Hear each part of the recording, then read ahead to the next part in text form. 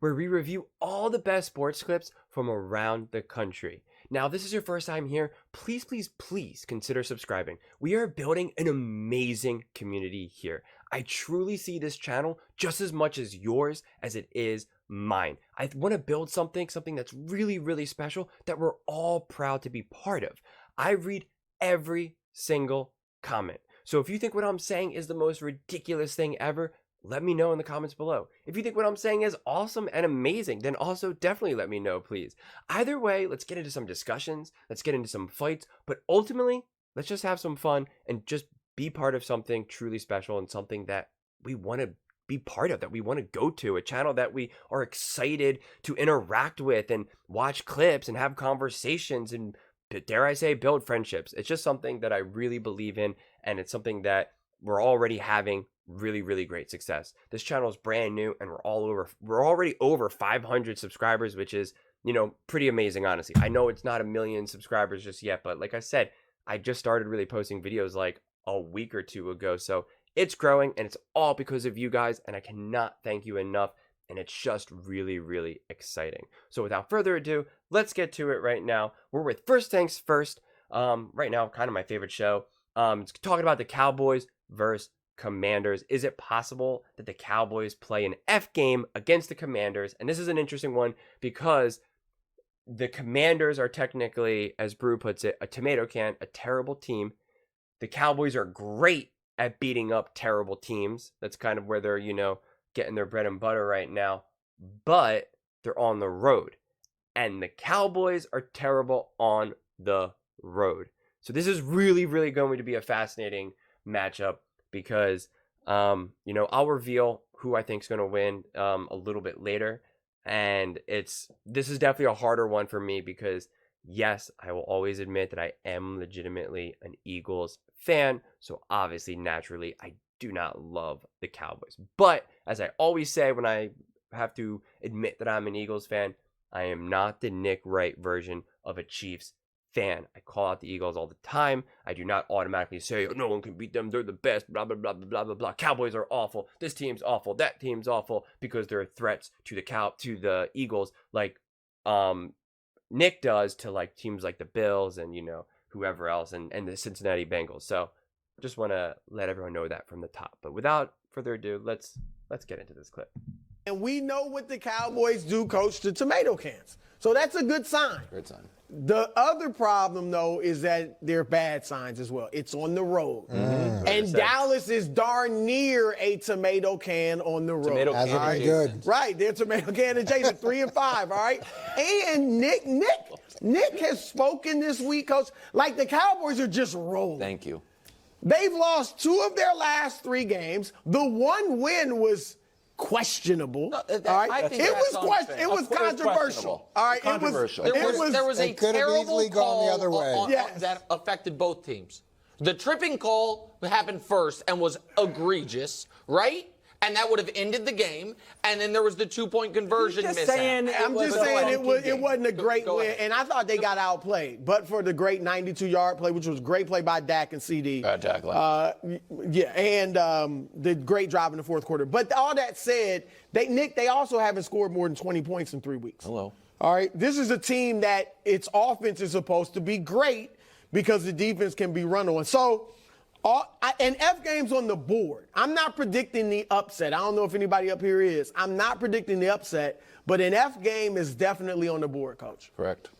Yeah, it shouldn't be. It absolutely shouldn't be on the board, but it's on the board. And if it's an F game, it's going to stand for find a new job, because it'll probably get McCarthy fired. Wow. Because then they're going to have to go on the road, and it's going to be if you lose this game, and that's part of the problem is the Commanders have nothing to lose. They're playing loose. They're playing for their head coach. Okay, so I'm going to reveal my pick right now, all right?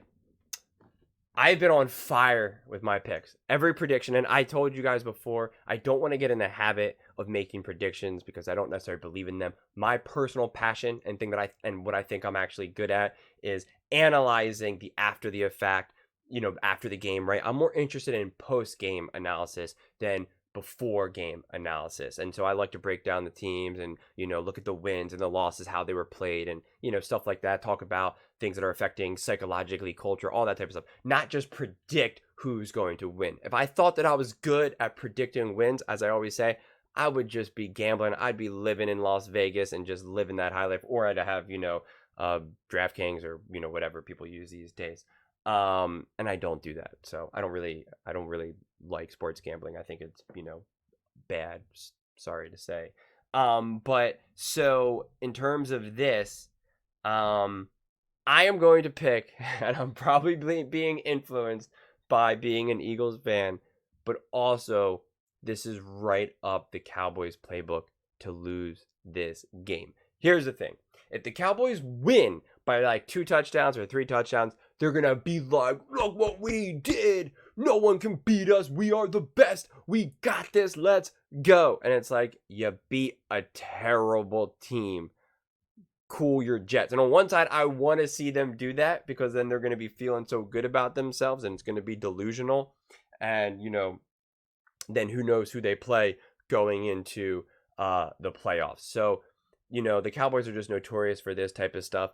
And I do believe in the fact that the Commanders have nothing to lose. I think they're going to go for it more on 4th downs. You might see some trick plays. You're just going to be seeing them just play loose, which at that point, that's what makes it impossible to predict because you just don't know what it's going to do. And as I said the other day, I haven't looked at it. I don't know what's going on with the Commanders in terms of their roster, in terms of who has what at stake. Do enough of the players have their contracts locked and loaded where they're not going to really just go all out in this last game because they want to be healthy going into the offseason. No one's trying to get injured. And so it's not like they're just like not going to play, but they're just not going to just give it 1000% do or die because they're just like, they're kind of already checked out. They're humans, right? That's just going to happen. And they're just like, I'm not going to break my back in the 3rd quarter of the final game of the season. Like, I'm trying to hang out with my girl, trying to go, to freaking Jamaica with my family, right? And chill and do whatever I want to do. That's real, right? That is real. It's like the last day of school.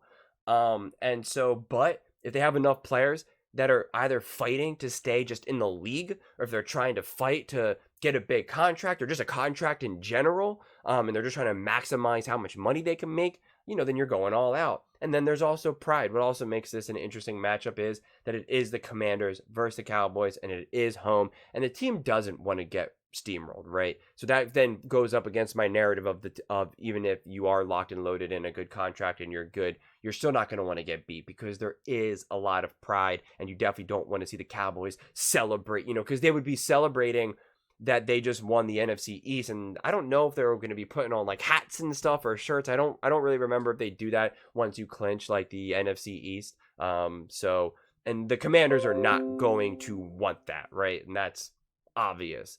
So I think the Commanders are going to bring it, and I think the Cowboys are continuing to play poorly on the road in a hostile environment, even though Dak does pretty much do very well against the NFC East. So if I'm wrong with this, I look forward to you guys all just ragging on me and yelling at me and making fun of me, but I'm taking a chance here. I'm going for it. I am betting that the Commanders are going to win this game. Nothing to do with the spread, not covering, I'm not talking about with regards to that, but I think the Commanders are going to win this game. Coach is probably not going to be there. They can just do whatever they want to do. Where Dallas is going to be pressured up the whole game. Can I push Go back ahead. just a hair? Because I know we've been talking about they have nothing to lose, and I forgot. I'm like, oh shoot, they currently have the number 2 pick, which is like quarterback time. Or if they win and the Patriots lose, they'd flop. All of a sudden, they're out of the quarterback. There's not a player or coach who cares about that because none of them, outside of the guys who have long-term big contracts, nobody knows if they're going to be there when the administration changes. And the coach is right because the coach is going to get blown out. So yeah. But all right. The owner and the GM cares about that. The players do not. So here's the problem, guys. And I got irritated yesterday, and I apologize. I raised my voice at Coach, which I don't like to do. I didn't even notice it. I raised my voice at Wilds, which I should do more often. But the reason I was frustrated was because if we are talking about this being, oh, got to be careful, then what you're saying is every game. It's just every game. Because if the Cowboys, and we did this off the air, if it was like, hey, guys, we win, we lock up the 2 seed. It has to be on the road because that's how the schedule is. Your number 1 pick of who you want to play, they'd probably pick Carolina. And their number 2 pick would be this team. Yeah. And so we have a team we all agree is somewhere between good to very good in the NFL, and a team that is either the worst, second worst, or third worst team in the NFL. And then Coach brought up ghosts of Christmas past, that the Patriots Dolphins in 2019. So I mean, that's a long time ago. 2019 might as well be the 1800s. It never happened. It's not. But so here's the thing about that. So I then looked it up. I was like, okay, since then, what have been these exact scenarios? A team can get the 1 or the 2 seed, is playing all the end-of-year games or divisional opponents, and how's it gone? In 2019, New Orleans playing Carolina, who was terrible, for the 2 seed. New Orleans won by 32. In 2020, Green Bay, Chicago for the 1 seed. Green Bay won by 19. In 2021, Tampa, Carolina for the 2 seed. Tampa won by 24. Last year, San Francisco, Arizona. The Niners won by 25. Minnesota, Chicago, which was potential 2 seed. Minnesota won by 16. Kansas City, Las Vegas. Kansas City won by 18. And Buffalo, New England, Buffalo won by 12. I say that to say this, Brew. We only remember the times the underdog wins because it's so rare. And so, no, the Cowboys are not going to squander the 2 seed by losing to Sam Howell. But you went back to that exact scenario. I cited the game with Jacksonville and Indianapolis, which was another 14-point favorite that lost. Coach, the difference there is that Indy team was not good. That Indy team was 9-8. That is, they were good enough for Vegas to say you're 14-point favorites. I understand that, and that was probably an indictment on Jacksonville at the time, post Urban Meyer. I get that, but I'm talking about an actual good team, a team fighting for the 1 or the 2 seed. The last time it happened was the Patriots. That they're not schizophrenic. You don't win 12 games or 11 games by being schizophrenic. But a team that the coach has issues with clock management, a team that when big pressure-filled games are being played, they seem to end strangely. A team that hasn't been good on the road. The quarterback hasn't been good on the road. They've gotten blown out on the road. Except against bad teams on the road, they've like blown Arizona. Here, You got one? I got a Dak graphic on the road. Oh, there we go. That's Nick, a good one. He's a different quarterback. Now, he's playing like one of the best quarterbacks in the league, obviously, at home. But on the road, he struggles. They played last year, January 8th, 2023. Here was the quote from Micah Parsons before the game. Our focus should be on beating Washington. If we don't finish what we've got to do this week, what does it matter what the Eagles do? I think everyone's focus should be on Washington. 26-6 Commanders. Yes, because that game, the Cowboys. Wow, that's crazy. Except for the fact that last year's Commanders were a 500 team. Last year's Not when they played. They were below 500. Then they beat. Okay, they were 7-8 Cowboys, and they're good news. We're 500. So they were 7-8-1 as opposed to getting the 2 pick. The Cowboys going into that game were damn near locked into the 2 seed. I'm the 5 seed, pardon me, and were permanently locked when at halftime of both their games the Giants were down 16-0 to the Eagles. So the idea that they're the same scenario, they are not. So here's my question for the group before we move on. Since this is a losable, dangerous game, the Cowboys covering and winning will make everyone at this table more confident in them. Yes. Yes. No. Brew. Not really. Okay, Coach. Yeah, because why would you? Yeah, I'd be more confident. Okay. Why would you be more confident about beating a terrible team? His whole thing was that this team is a terrible team. So why would beating them why would that mean anything? That's where Nick Wright just doesn't make sense sometimes. And he thinks he's being smart in that moment, but that's not smart analysis. And I'm not going to act like what I just said before was like the most smartest analysis either, quite honestly. But his was exceptionally absurd. His whole thing is that the Cowboys are, of course, going to win this game, that when good teams play bad teams at the end of the season to lock up like a 2 seed, and that's when, he said, you gave off all the scores, said, 27-6, this to that, and all that type of stuff, and was like, this happens all the time, and it's so rare that the other thing happens, and that's why we remember those, because it's so rare. But if the Cowboys blow out the Commanders, then they're technically doing what they should do anyway. And what's the norm? So why would you be impressed, or why would you get an elevated status for doing what you're supposed to do? That doesn't make any sense. If you can make sense of it, please let me know in the comments below.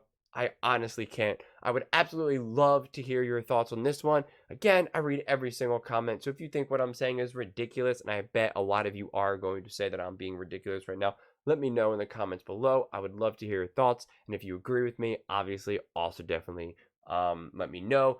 I'm going to probably need some help in the comment section for this one. And also, please do not forget to subscribe. We are building an amazing community here, and I really, really, really, really want you part of it. I truly think we're going on and making something really special, and I believe it can turn into something bigger than we honestly even can imagine. Something that we can all be proud to be part of, and I sincerely and truly believe that. I see this channel just as much as mine as it is yours. Thank you so much, and see you next time.